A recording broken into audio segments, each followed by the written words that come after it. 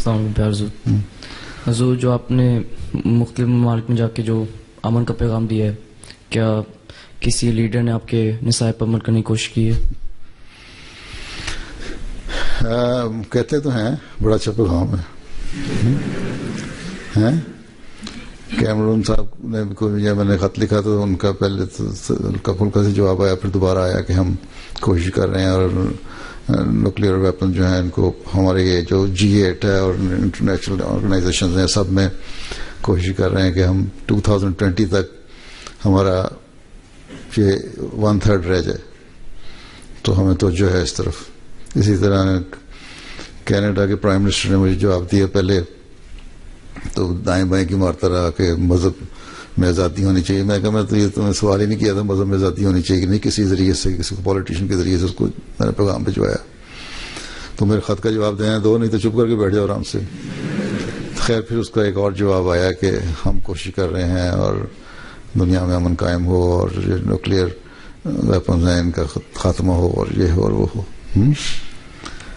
Obama صاحب نے پہلے کہا تھا جواب دوں گا، لیکن بعد میں کہتے ہیں مشکل ہے جواب دینا. تو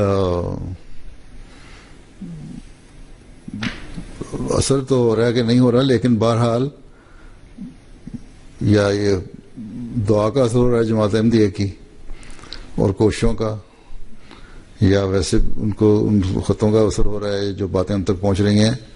ایک گروپ بہرحال ایسا اٹھ رہا ہے انہی حکومتوں میں جو چاہتا ہے کہ جنگ نہ ہو اور بیان دیتے ہیں، لیکن پھر وہی ایشو دوبارہ اٹھتے ہیں. اب مارچ میں جب میں نے کہا تھا کہ چائنا اور جاپان کے ایشو اٹھ رہے ہیں، وہ ایک دفعہ آرام سے وہ سبسائڈ ہو گئے، کوئی مسئلہ نہیں رہا. لیکن اب دوبارہ اٹھنے شروع ہو گئے ہیں اور اب یہاں کے لوگوں نے بھی بیان دینا شروع کر دیا، پولیٹیشنز نے، کہ یہ ایک بڑی جنگ کی صورت اختیار کر سکتا ہے.